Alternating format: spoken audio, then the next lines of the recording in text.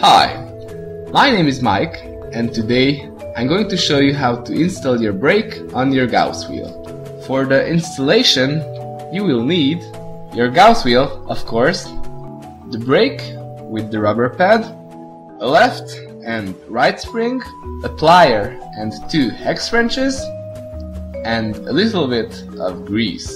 Step 1. Unscrew all 9 bolts at the back of the GausWheel. Step 2. Assemble your brake with the springs. Make sure the spring is on the correct side. It should point outwards. Step 3.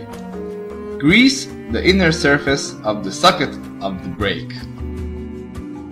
Step 4.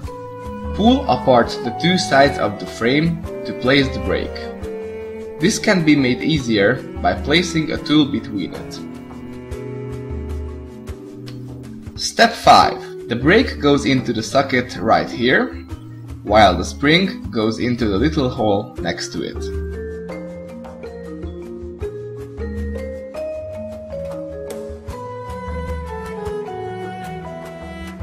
Step 6. Close it up again and check if the brake is working. Step 7. Finally, you can reassemble the frame. And voila! You're ready to go!